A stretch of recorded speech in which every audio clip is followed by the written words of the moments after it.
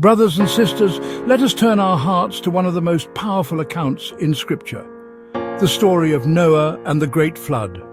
This story is not just history, it is a testimony of God's holiness, His judgment and His mercy. The Bible tells us that in the days of Noah, the world was filled with wickedness.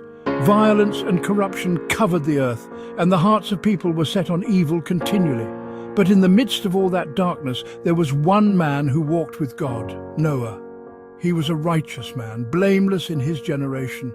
And God said to Noah, "I am going to put an end to all people, for the earth is filled with violence because of them.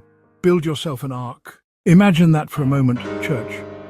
Noah, a man living in a world that had never even seen such a flood, was called to build a massive ark. A ship hundreds of cubits long, covered inside and out with pitch. And what did Noah do?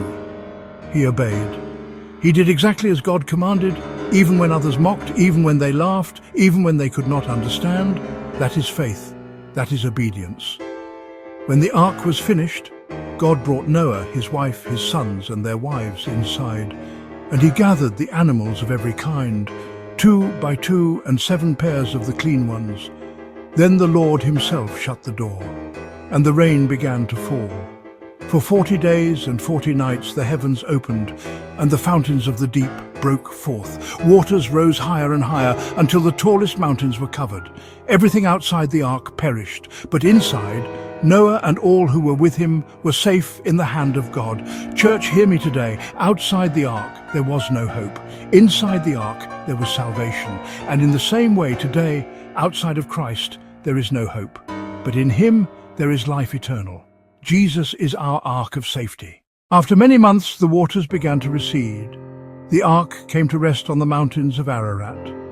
Noah sent out a dove, and at last it returned with an olive leaf, sign that new life was springing forth.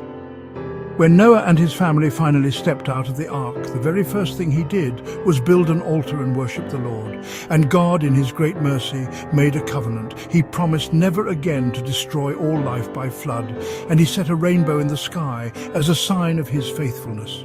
Beloved, the story of Noah is more than a tale of judgment. It is a story of grace. It shows us that God always provides a way of salvation for those who walk with him. Just as Noah and his family entered the ark and were saved, we too must enter into Christ, the true ark of our salvation.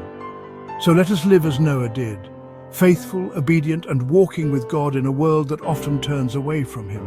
For just as the rainbow reminds us of God's covenant, the cross reminds us of his unending love.